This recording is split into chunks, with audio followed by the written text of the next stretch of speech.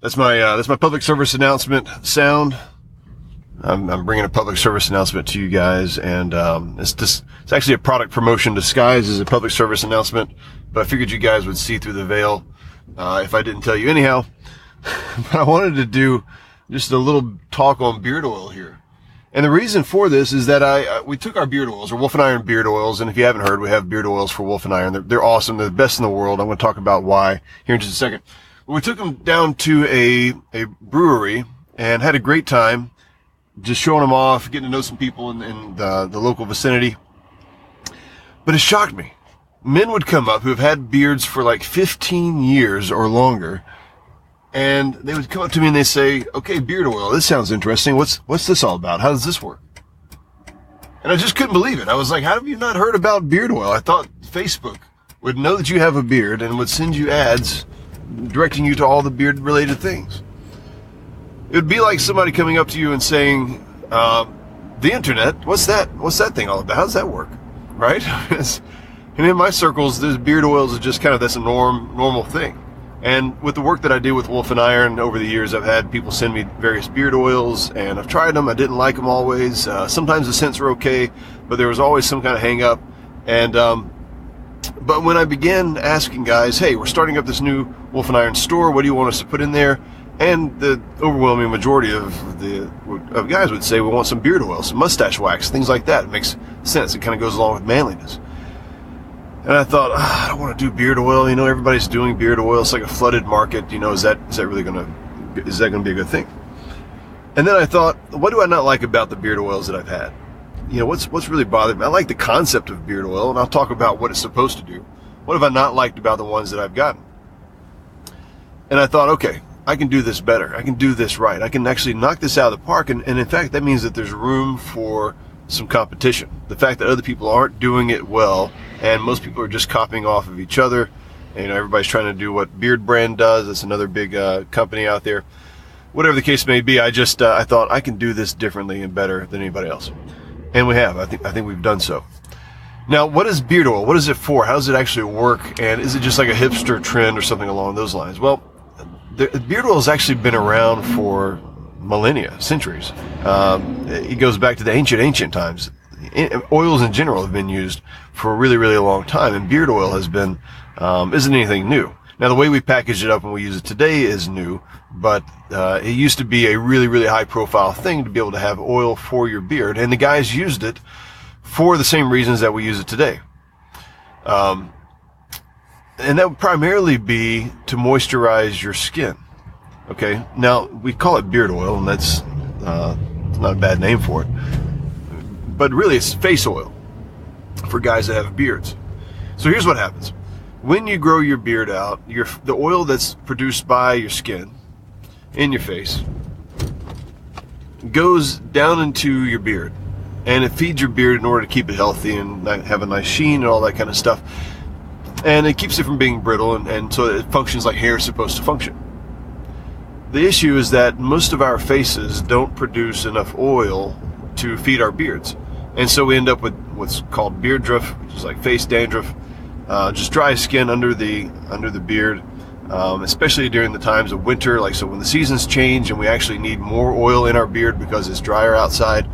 This happens pretty significantly here in North Carolina because it's very humid here most of the time, and then all of a sudden it gets drier when it gets colder. And your face needs moisture and your beard needs moisture. There's just not enough oil to go around unless you're just a naturally disgusting individual, which I know some of you are. Not only does your face not produce enough oil to keep your beard readily supplied with oil, making it look nice and not fall out, beard oil also has the function of smelling awesome, right? So it kind of functions like the way a cologne would function, but without the douchebaggery that goes along with cologne. So beard oil, being from essential oils, it actually has a lot of different nuances. At least ours does. It has a lot of different nuances of scent that actually change a little bit throughout the day. And throughout the heat, the heat of the day and what you're doing, you go to the gym, it's going to pronounce certain scents because your body's warmer. and then just as it kind of goes throughout the day. And so beard oil just has these different functions. Primarily is to help your face stay hydrated with oil. And then as your face gets infused with that oil, it starts to feed your beard throughout the rest of the day as well. Now, this doesn't work for a lot of beard oils. This is why ours is better. Well, a lot of beard oils, what they do is they use jojoba oil as their primary ingredient, as the primary oil in their beard oil. And jojoba oil, they say, is, well, it's the closest thing to the oil on your skin. But it's not. I mean, it's just not very good. You can put it on there, but it's just going to stay on top of your skin for a long period of time. It's going to remain greasy. It's not going to absorb well.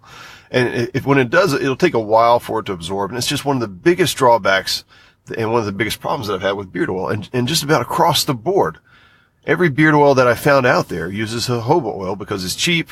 It's what everybody does. It's just the expected oil to use.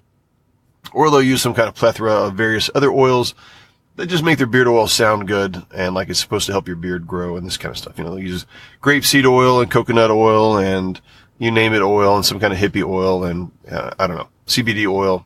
All these different things they'll try to put in there to, and then they'll sell their product as if beard oil helps your beard grow. And it doesn't. Beard oil does not help your beard grow.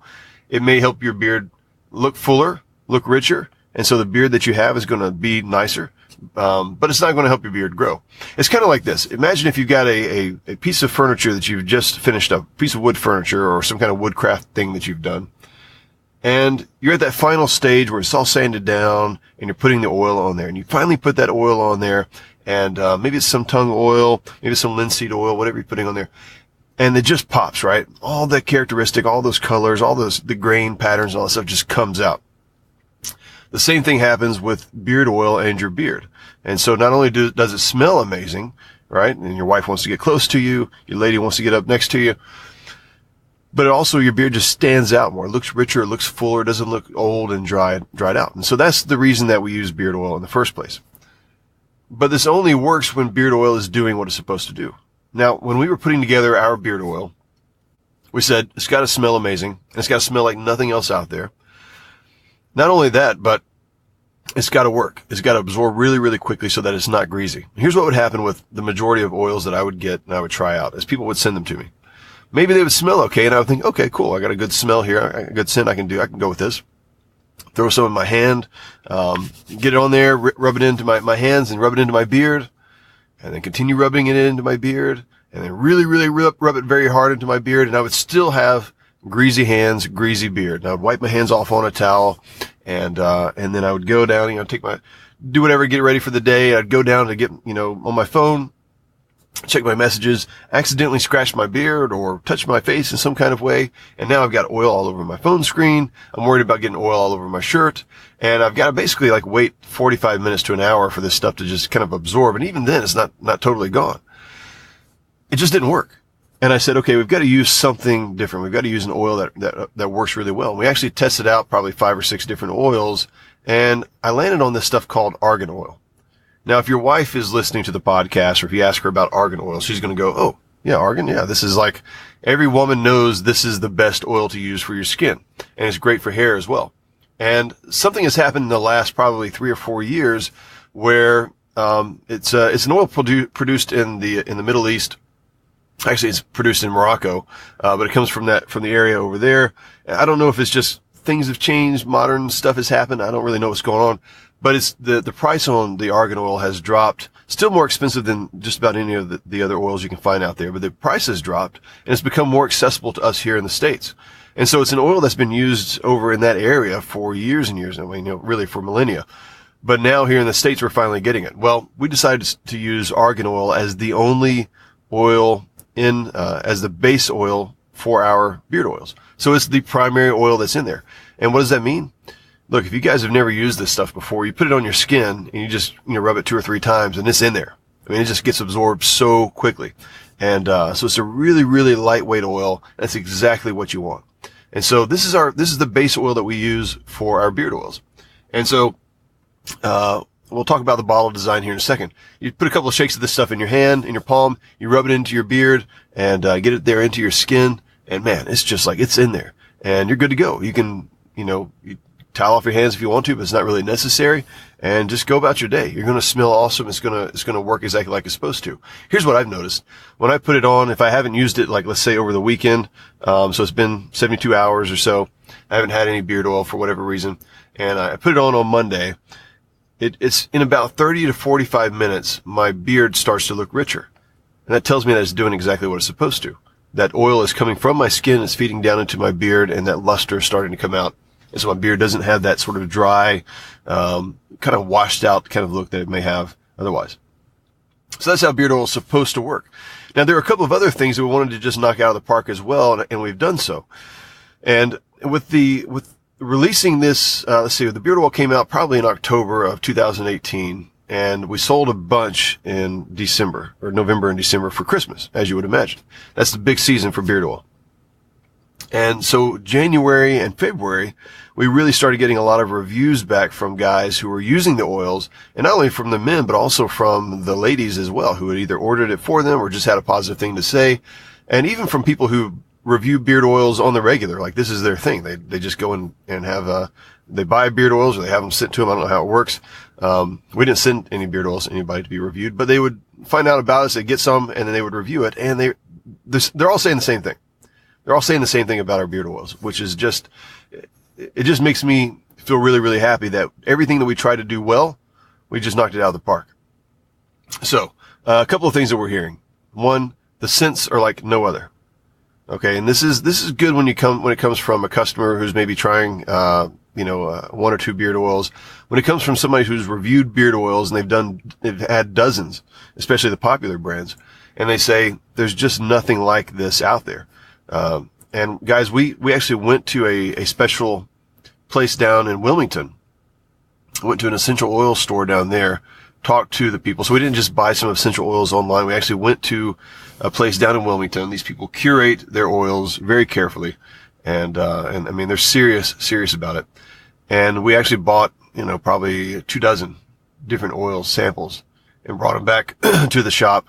Came up with over 20 different scent profiles that we thought would be good, and narrowed that down to 4, then finally narrowed that down to the 3 that we released. Here's what we found. Everybody's smeller smells different. This could be a Dr. Seuss book.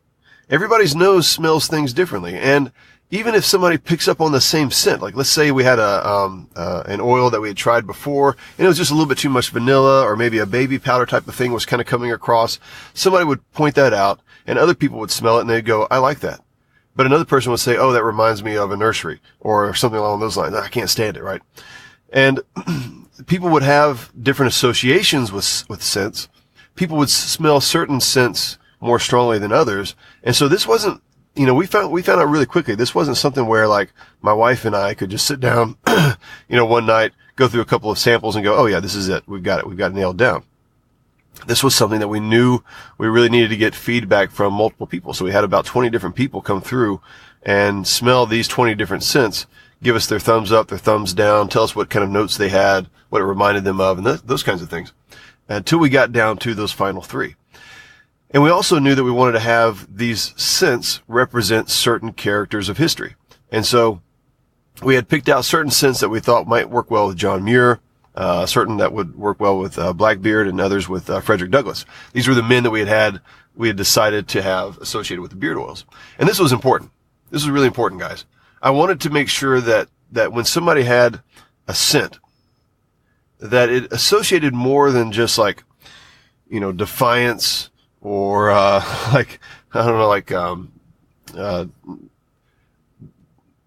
timber rain or something like that, some kind of crazy, whatever kind of name they're coming up with, for beard oils these days. I wanted them to associate it with a person. And so when Dad's wearing this stuff, right, when Dad's got the beard oil on, I wanted the kids and the wife and other people to think not just, oh, this is what Dad smells like, but there's an association with Dad and John Muir, or there's an association with Dad and Blackbeard, right? It solidifies this person in their minds. And so they're getting a touch of history there that is so much different, guys. This is so different than the modernization of things. where it's all about you. It's everything's, revolves around you and the way you smell and your scent and you're defiant and you're manly and you're all this. I want to have things that have meaning that goes well beyond just us in the here and the now. And scents are so powerful. They really lock things in. And so just as you and I may have smelled our dads or grandpa wearing Stetson cologne or Old Spice or whatever, that associates in our mind with grandpa, the same thing is true with your sons and daughters. They're going to smell whatever beard oil you've got on, and they're going to associate that with not only you, but now they're going to say, oh, he used to wear this John Muir beard oil. Who's John Muir? Oh man, he's the guy who started our national parks, and he used to spend his, years outside just living and roaming in the parks and all this other kind of stuff. Probably less favorable impression of Blackbeard, but still. They're guys that I wanted people to associate with. And so we did that. We made sure we did that from the very beginning. So we've got a bottle design that is really, really unique. We also put a little stopper in there. This is called our little never spill design. All of the beard oils, without exception, every beard oil that I tried had either this little, I don't know what you call it, little dropper design, right? So you unscrew the top and it's got this little spongy dropper thing that you would, drop a couple of drops in your palm. And look, early in the morning when you're trying to navigate this stuff and this bottle is just sitting, this $20-something bottle of beard oil sitting on your counter in your bathroom, and you're trying to navigate getting this dropper in there and all that kind of stuff. It's dangerous. Okay. I don't need that kind of stress in the morning. And I've knocked over my beard oil before. I've had other people tell me that they knocked over their beard oil, and they're trying to scrape it back into the bottle and stuff like that. It doesn't make sense. It's just a bad design. And so we decided we're going to have a no spill design. So you can actually take your bottle, you can knock it over, you can turn it upside down. You're not going to lose your beard oil. You're going to have to shake it into your palm for that to work. And then, last but not least, just the bottle itself is sort of like what's called a flask design. So it actually looks like a miniature flask called a Rockefeller flask. And, I'm guessing that back in the day, guys used to use these to take a little hooch along with them in their pockets, and, maybe, you see guys putting that in their coffee or whatever. I guess that's where it came from. But this little flask design just got a great style to it. It's not, it's more of an oval shape. It's not round. And, so it just makes it easier to hold. All around, just fantastic feedback that we're getting from the beard oils. And I couldn't be happier for how these things have turned out. Now listen, here's a secret. The beard oils aren't just for beards. I know it's kind of like you're in the club, you got a beard, you can get the beard oil, it's yours, you're a bearded guy. They're actually not just for bearded guys. That's how good they are. Now, your average beard oil is not going to work for the guy who shaves, but these do because they absorb so quickly.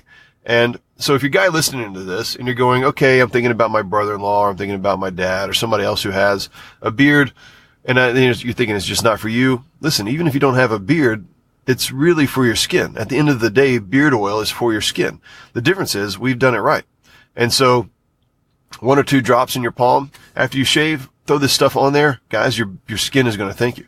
It's going to moisturize your skin, but it's also going to help you smell just fantastic. You're going to come in like $100. People are going to just think this guy's got it rocking on. So whether you've got a beard or you don't have a beard, remember, beard oil is primarily for your skin, and this absorbs so quickly, it'll actually work for guys who can't hide all that grease under a beard. And so we've just done even a better job than we set out to do, and I couldn't be more happy about how these things have turned out. Now look, we want to come up with more scents over the next year or two. We're probably going to come out with some scents that are for Christmas. I don't know if we can come up with a Thanksgiving scent. What would that smell like? Turkey and ham? That would smell really good. It'd be tasty. I don't know if that's what you'd want to wear on your face, especially if you're, jogging amongst wildlife, things of that nature. But we'll definitely come up with a Christmas scent this year. And so we've got some ideas around how to do that. More to come much later in the year, obviously. But if you have any men of history that you're like, this guy's got a beard and he would make a great figure of history, you let us know, and we will actually turn that into a scent if we think if it's a good guy and if it makes sense, and we can separate his unique qualities and his scent and his story out from everybody else's. We'd love to do that. So if you have any feedback, any thoughts, let me know. And if you want to check out the beard oils, and I know you do because I've got you hyped up with this podcast episode, you can go to wolfandiron.com/beard oil, or just go to wolfandiron.com. They're all over the place. That's our website. So head over to wolfandiron.com and check them out. You're going to love to hear the stories and see the labels of these things. When I was putting together the designs for the labels, I really wanted to do something that wasn't like anything else out there. so that you would see these and go, oh my gosh, that's a beard oil? That's amazing. That's like, you've knocked this out of the park. And, like I said, I think we've done exactly what we set out to do. We don't do anything, cheap, or just to kind of have just a small little cheap thing to sell with Wolf and Iron. I decided from the beginning that that's not how I was going to roll. And the beard oils are in line with that ethic. So anyhow, that's it. Public service announcement done. Beep, beep, beep, beep, beep, beep, beep, beep. And, appreciate you guys. Let me know if you have any questions. Look forward to talking to you later. Take care.